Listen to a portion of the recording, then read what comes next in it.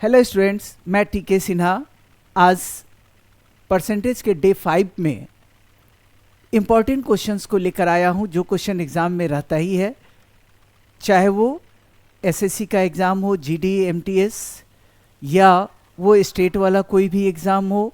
तो इन सारे एग्ज़ाम्स के ध्यान में रखते हुए हम लोगों ने कुछ क्वेश्चंस दिया है और उस क्वेश्चंस का आज का जो कॉन्सेप्ट है वो ये है कि questions based on resultant percentage, देख रहे हैं, resultant percentage, percentage effect, area, expenditure, revenue, इस सब पर।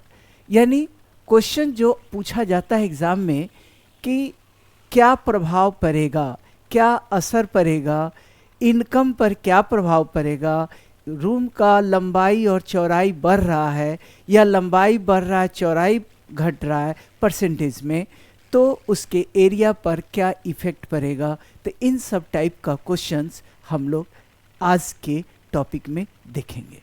तो देखते हैं कि अगर क्या कहता है रिजल्टेंट परसेंटेज, मतलब परिणामी, यानी 2% रहेगा तो उसके बदले 1%, और परसेंटेज इफेक्ट क्या प्रभाव पड़ेगा, किस पे, एरिया पे, खर्च पे। मान लो चीनी का मूल्य बढ़ गया, 20% बढ़ गया और खपत भी 10% बढ़ जाए तो चीनी के खर्च पर क्या प्रभाव पड़ेगा। तो इन सब तरह का क्वेश्चन परसेंटेज एक्सपेंडिचर या एरिया का, क्लासरूम की लंबाई 20% बढ़ा दी गई, चौड़ाई को 5% घटा दी गई, तो एरिया पर क्या प्रभाव पड़ेगा। हो सकता है दोनों डायमेंशन यानी लंबाई और चौड़ाई दोनों का परसेंटेज इंक्रीज हो, या किसी एक का परसेंटेज इंक्रीज हो दूसरे का डिक्रीज हो, या दोनों का परसेंटेज डिक्रीज हो। तो वैसे केसेस में पूछेगा उसका प्रभाव क्या पड़ेगा, परिणामी प्रतिशत प्रभाव। ठीक है, तो क्वेश्चन देखते हैं अगला। यह क्वेश्चन से पहले हम लोग थोड़ा कॉन्सेप्ट देख लें कि अगर एक x% है, x% मतलब x% बढ़ रहा है और दूसरा y% बढ़ रहा है, यानी लंबाई भी x% बढ़ रहा है और चौड़ाई भी y% बढ़ रहा है, तो क्षेत्रफल पे क्या प्रभाव पड़ेगा। तो क्षेत्रफल पर प्रभाव क्या होगा ये, तो x plus y plus x into y बटा 100, यानी लंबाई x% बढ़ गई, चौड़ाई भी y% बढ़ गया, तो क्षेत्रफल पे क्या प्रभाव पड़ेगा, तो x plus y plus x into y by 100। यानी ये हो सकता है, मान लो लंबाई 20% हो और चौड़ाई 10% हो, तो एरिया पर क्या प्रभाव पड़ेगा, तो 20 प्लस 10 प्लस 20 गुना 10 बटा 100। अच्छे से ध्यान से समझते चलेंगे, ये 0 0 कैंसिल, 20 10 30 और 2 32%। अगर ये साइन प्लस में आया मतलब एरिया इंक्रीज होगा, और अगर ये माइनस में आता तो एरिया डिक्रीज होता। ऐसे ही देखते हैं अगला क्वेश्चन।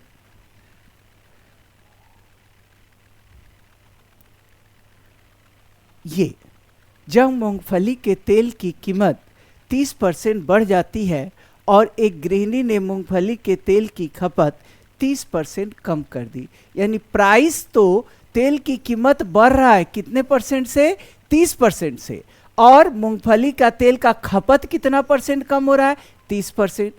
तो इस पर मूंगफली के तेल, अब ध्यान क्या देना है, हमारा फॉर्मूला यही है कि x plus y plus x into y by 100। x plus में है मतलब इंक्रीज है, y प्लस में है इंक्रीज है, x और y देख रहे हो इंक्रीज को देखा, तो लिखे पहला 30% बढ़ गया और तेल की खपत 30% कम कर दी गई, यानी y के जगह -30 प्लस 30 गुना y तो -30 है बटा 100। अब देखें ये तो कैंसिल हो गया, ये 0 0 से 2 0 कैंसिल, -9%, यानी 9% की कमी होगी, 9% की कमी होगी। तो क्या देखें कि price of groundnut oil increase by 30%, तो ये +30 कर दिया, and consumption of groundnut oil by 30%, तो ये रिड्यूस्ड हो रहा है, तो -30%, तो +30 इंटू -30/100। अगर दोनों प्लस तो दोनों इंक्रीज है, दोनों माइनस दोनों डिक्रीज है, जो डिक्रीज उसको माइनस रखो, जो इंक्रीज वो प्लस रखो, तो -9% यानी डिक्रीज बाई 9%, यानी ऑप्शन डी होगा। अगला क्वेश्चन हम लोग देखते हैं क्या कर रहा है। एक कर्मचारी का वेतन पहले 15% बढ़ाया गया, उसके बाद 12% कम कर दिया गया। तो ध्यान देंगे, इस क्वेश्चन में पहले 15% बढ़ाया गया और बाद में 12% कम कर दिया गया। तो बढ़ाया गया को क्या लिखेंगे, +15, और घटाया गया तो -12, +15 गुना -12/100। ये इफेक्ट होगा किस चीज़ में, उसके वेतन में।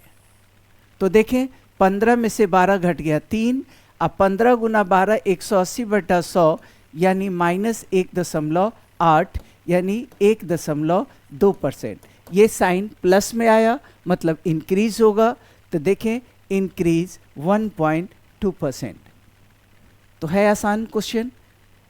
ऐसे ही अगला क्वेश्चन देखें, ध्यान से देखेंगे। एक दुकानदार अपने सामान की कीमत मूल कीमत से 50% अधिक अंकित करता है, ठीक है, क्वेश्चन पे ध्यान देना, और उसके बाद वो 16% की छूट देता है। मतलब प्राइस को पहले बढ़ा दिया और फिर क्या कह रहा है कि 16% का छूट है। तो क्या होगा रिजल्टेंट, तो देखें 50% अधिक है तो +50, -16 +50 गुना -16/100। तो 50 से 16 घट गया 34, और ये -8, तो 26% आ रहा है, प्लस में आ रहा है, यानी प्रॉफिट होगा 26% का। तो देख रहे हैं कि 2 परसेंटेज इंक्रीज और डिक्रीज है। इससे पहले हम लोगों ने क्या देखा था कि नो चेंजिंग का, नो चेंजिंग यानी एक इंक्रीज % है तो दूसरे को कितने % से घटा दें, या एक डिक्रीज % है तो दूसरे को कितने % से बढ़ा दें। तो यहाँ हम लोग अगला क्वेश्चन देखते हैं कि एक दुकानदार अपने सामान की कीमत मूल कीमत से 5% अधिक अंकित करता है। मांग बढ़ गया तो फिर से 5% और बढ़ जाता है। तो पहला 5 प्लस फिर अगला भी 5 प्लस 5 गुना 5/100%, तो 5 5 10.25%, यानी 10.25% का प्रॉफिट होगा। उसे क्या लाभ होगा, तो 10.25% का। तो साथ ही साथ आप लोग भी बनाते चलेंगे, जैसे ही क्वेश्चन बोर्ड पे दिखाई दे आप अपना पेन कॉपी लेकर बैठे रहो और उसको तुरंत सॉल्व करके मेरे आंसर देने से पहले आंसर देने का काम करो। अगला क्वेश्चन देखते हैं। ये एक शहर की जनसंख्या, देखो ऐसा क्वेश्चन, ये कॉन्सेप्ट जो है पॉपुलेशन में भी लगता है। शहर की जनसंख्या लगातार 2 वर्षों में 25% और 40% कम हो गई, तो 2 वर्ष बाद कितने % कम हो गई ये पूछ रहा है। तो पहले वर्ष 25% कम हो गया और दूसरे वर्ष 40%। तो देखें, अगर एक -x है और दूसरा -y है, प्लस -x इंटू -y/100, ऐसे केस में अगर माइनस कॉमन ले लेंगे तो आएगा क्या, x + y - xy/100, यानी ऊपर से इससे निकालेंगे तो कन्फ्यूज़न होगा साइन का। आप डायरेक्ट अगर दोनों माइनस है तो इससे निकाल दिया करो, अगर दोनों माइनस है तो डायरेक्ट, जैसे पहला 25% कम हुआ, दूसरा 40%, तो -25 गुना 40/100। 25 से ये 4 बार में, 4 से ये 10 बार में, 65 में से 10 घटा 55, और ये चीज़ इसका साइन क्या है, तो इसका साइन माइनस है। अगर ऐसे लिखते तो ये माइनस है, मतलब -55%, यानी जनसंख्या कम हो जाती है कितने से, 55% से। समझ में आ रहा है? तो मैथ्स बहुत इजी है, जितना हम बताएं आप लोग डेली उतना क्लास करके नोट किया करो अपने कॉपी में और टाइम टू टाइम रिवीजन में डाले रहो। अगला क्वेश्चन देखते हैं। ये देर से मॉनसून के कारण किसी व्यक्ति की भूमि जोत 20% कम हो जाती है और उत्पादन 16% कम हो जाता है, तो फिर राजस्व पर क्या असर पड़ेगा? यानी land holding of a person decreases by 20% due to late monsoon और प्रोडक्शन भी डिक्रीजेज बाय 16%। तो देखें, पहला -20 है और दूसरा 16 है, तो 20 + 16 -20 × 16/100, तो 20 और 16 ये 36 माइनस ये कितना हो गया 16 दूना 32, 3.2 घटा दीजिए तो 32.8%। ये माइनस में है, तो राजस्व पर क्या असर पड़ेगा? तो राजस्व इतने % से घट जाएगा। ठीक है वैसा ही। तो ध्यान देंगे कि अगर दोनों घट रहा है तो डायरेक्ट आप करके निकाल दीजिए, एक बढ़ रहा है एक घट रहा है तो साइन प्लस और माइनस लेके चल सकते हैं। अगला देखें, एक सिनेमा हॉल में सीटों की संख्या 25% बढ़ जाती है, टिकट की कीमत में भी 20% की वृद्धि हो जाती है, मतलब सीट भी बढ़ गया और टिकट का कीमत भी बढ़ गया, तो दोनों प्लस है, तो 25 + 20 + 25 × 20/100, तो ये कितना हो जाएगा 45 + 5 यानी 50% बढ़ जाएगा, यानी इंक्रीज, यानी ऑप्शन सी। क्लियर? अगला क्वेश्चन, एक व्यक्ति की भूमि जोत में 23% की वृद्धि हुई और मानसून जल्द आने से उत्पादन भी बढ़ गया, यानी 23 तो था ही और ये भी +23, तो +23 × 23/100।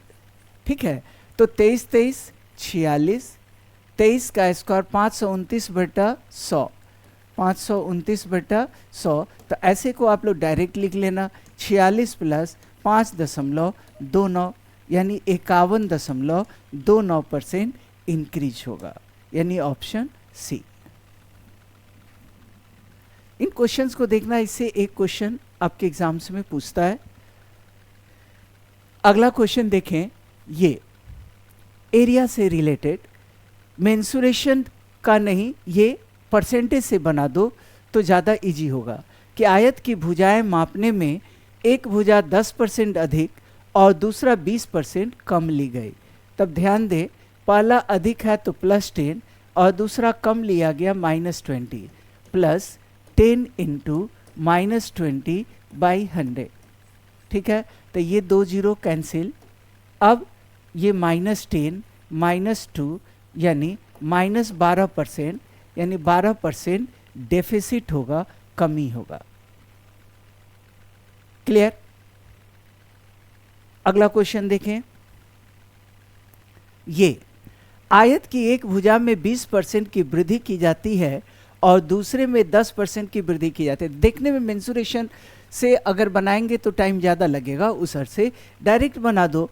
एरिया का में क्षेत्रफल में परिवर्तन का पूछ रहा है कि क्षेत्रफल में क्या परिवर्तन होगा, उसका परसेंटेज मान, तो पहला 20% वृद्धि है, दूसरा भी 10% वृद्धि है, तो 20 + 10 + 20 × 10/100 यानी 2 0 कैंसिल, 20 10 30 2 32% प्लस में आएगा, यानी वृद्धि है।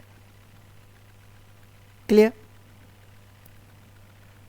एक और क्वेश्चन देखिए,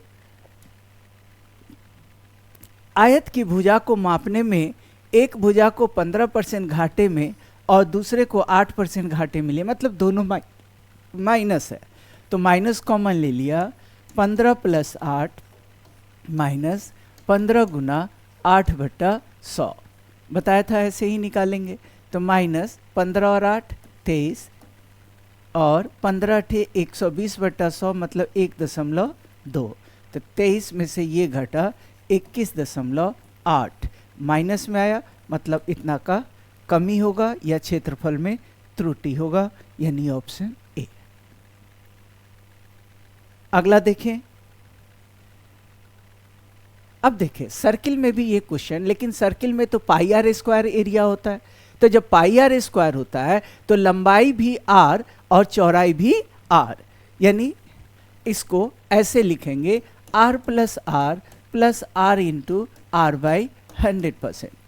तो कह रहा है कि यहाँ क्षेत्रफल ही दे दिया है, 96% बढ़ा दिया जाता है, यानी 96 बराबर R R R 2r plus R square by 100।